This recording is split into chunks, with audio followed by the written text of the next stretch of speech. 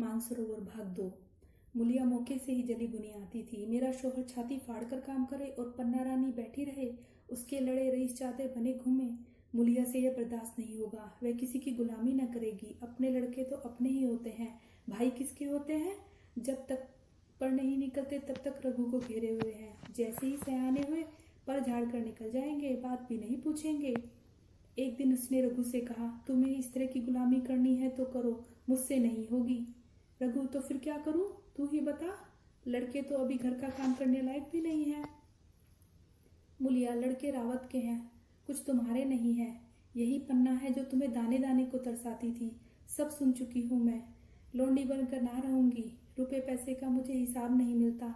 न जाने तुम क्या लाते हो और यह क्या करती है। तुम समझते हो रुपए घर में ही तो है, मगर देख लेना तुम्हें जो एक फूटी कौड़ी भी ना मिलेगी। रघु, रुपए पैसे तेरे हाथ में देने लगूं तो दुनिया क्या कहेगी, यह तो सोच। मुलिया, दुनिया जो चाहे कहे, दुनिया के हाथों बिकी नहीं हूं। देख लेना, भाड़ लीप कर हाथ काला ही रहेगा। फिर तुम अपने भाइयों के लिए मरो, मैं क्यों मरूं? रघु ने जवाब न दिया। उसे जिस बात का भय था वह इतनी जल्दी सरा पड़ेगी।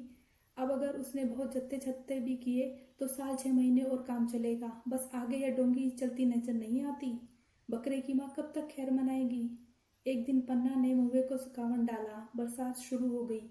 बखार में अनाज बारिश में अनाज गीला हो रहा था। मुलिया बोली, बहू जरा देखती रहना, मैं तालाब में नहाकर आती हूँ। मुलिया ने लापरवाही से कहा, मुझे नींद आ रही है, तुम बैठकर देखो। एक दिन नहीं नहाओगी तो क्या होगा? पन्ना ने साड़ी उतार कर रख दी। नहाने नहीं गई। मुलिया का वार खाली गया। कई दिन के बाद एक शाम को पन्ना धान रोप कर लौटी। अंधेरा हो गया था। दिन भर की भूखी थी। आशा थी कि बहू ने रोटी बना रखी होगी, मगर देखा तो यहाँ चूल्हा ठंडा पड़ा था और बच्चे मारे भूख के तड़प रहे थे। मुलिया से आहिस्ता से पूछा, आज अभी चूल्हा नहीं जला? केदार ने कहा, आज दोपहर को भी चूल्हा नहीं जला काकी, भाभी ने कुछ नहीं बनाया। पन्ना, तो तुम लोगों ने क्या खाया? केदार, कुछ रात की रोटियां थी जो खुन्नू और लक्ष्मण ने खाई, मैंने सत्तू खा लिया। पन्ना, और बहू? केदार, वह पड़ी सो रही है, कुछ नहीं खाया। पन्ना, उसी वक्त चूल्हा जलाया, खाना बनाने बैठ गई। आटा गूंथती थी और रोती थी, क्या नसीब है। दिन भर खेत में जली और घर आई तो चूल्हे के सामने जलना पड़ा। केदार का 14वां साल था। भाभी के रंग ढंग देखकर सारी स्थिति समझ रहा था। बोला, काकी, भाभी अब तुम्हारे साथ रहना नहीं चाहती। पन्ना ने चौंक कर पूछा, क्या कुछ कहती थी? केदार, कहती कुछ नहीं थी, मगर उसके मन में यही बात है। फिर तुम क्यों नहीं उसे छोड़ देती? जैसे चाहे वैसे रहे, हमारे भी भगवान हैं। पन्ना ने दांतों से जीभ दबाकर कहा, चुप मरे, सामने ऐसी बात भूलकर भी नहीं कहना। रघु तुम्हारा भाई नहीं बाप है। मुलिया से कभी बोलोगे तो समझ लेना मैं जहर खा लूंगी।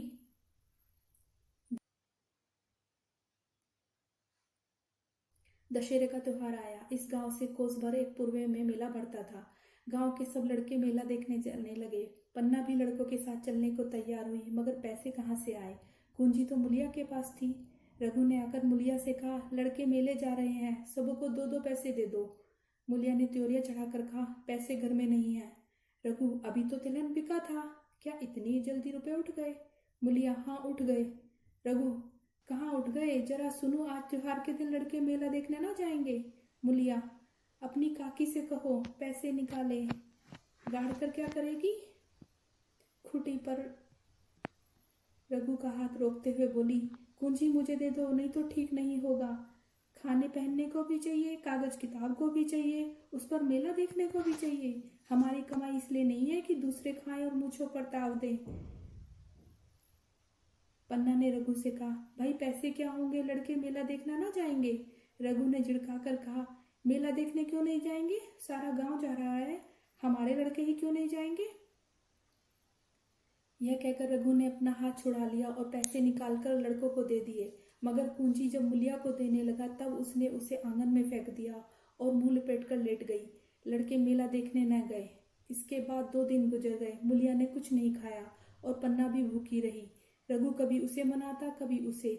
न वह उठती और न वह। आखिर रघु ने हार कर मुलिया से पूछा, कुछ मुंह से तो बोलो, क्या चाहती हो? मुलिया ने धरती को संबोधित करते हुए कहा, मैं कुछ नहीं चाहती, मुझे मेरे घर पहुंचा दो। रघु, अच्छा उठ, बना खा, पहुंचा दूंगा। उठाई। मुलिया ने रघु की ओर आंखें उठाई। रघु उसकी सूरत देखकर डर गया। वह माधुर्य, वह मोहकता, वह लावण्य गायब हो गया था। दांत निकल आए थे, आंखें फट गई थी, नथुने फड़क रहे थे। अंगारे किसी लाल आंखों से देखकर बोली, अच्छा तो काकी ने यह सलाह दी है, यह मंत्र पढ़ाया है, तो यहाँ ऐसी कच्ची नहीं हूं मैं, तुम दोनों की छाती पर मूंग दलूंगी। हो किसी लेना, कुछ खा पी ले, तभी तो मूंग दल पाएगी। मुलिया। मुलिया, अब तो मुंह में पानी तभी डालूंगी जब घर अलग हो जाएगा। बहुत झेल चुकी, अब नहीं झेला जाता। रघु सन्नाटे में आ गया। एक दिन तक उसके मुंह से आवाज न निकली। अलग होने की उसने सपने में भी नहीं कल्पना भी नहीं की थी। अलग होने की उसने सपने में भी कल्पना नहीं की थी। उसने गांव में 2-4 परिवारों को अलग होते देखा था। वह खूब जानता था, रोटी के साथ लोगों के हृदय भी बदल जाते हैं, अपने हमेशा के लिए गैर हो जाते हैं, फिर उनमें वही नाता रह जाता है जो गांव के आदमियों में।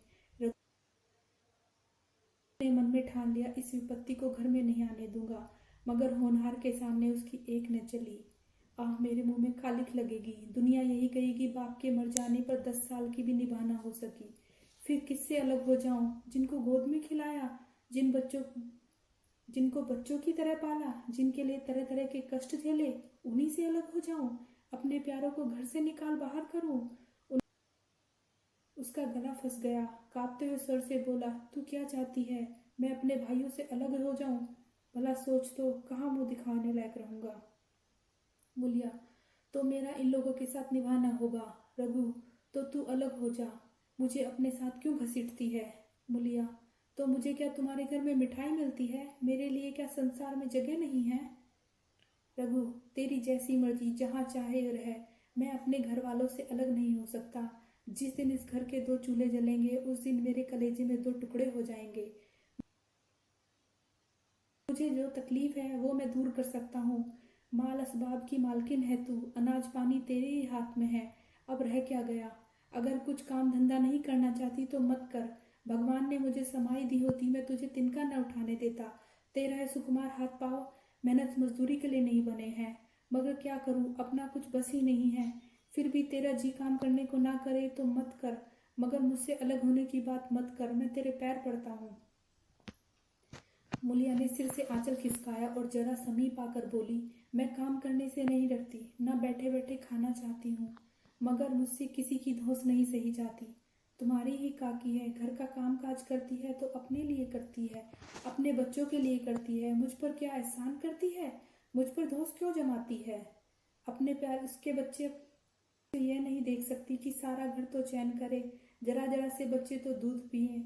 जिसके बलबूते ये गृहस्थी चल रही है, उसे मट्ठे को भी तरसना पड़े, कोई उसका पूछने वाला ना हो। जरा अपना मुंह तो देखो, कैसी सूरत निकल आई है। औरों की तो 4 बरस में अपने पट्टे तैयार हो जाएंगे, तुम तो 10 साल में ही खाट पकड़ लोगे। बैठ जाओ, खड़े क्यों हो? क्या मारकर भागोगे मुझे? तुम्हें जबरदस्ती ना बांध लूंगी, ना मालिक का हुक्म है। सच कहो, सच कहूँ, तुम बड़े कटकलेजे हो। मैं जानती, अगर मुलिया ने परिहास करते हुए कहा, तो चूड़ियां पहनकर अंदर बैठो, न लाओ मूछों में ताओ। मैं समझती थी कि मुझसे भी कुछ कंबल है, अब देखती हूँ सिर्फ मिट्टी के माधो हो।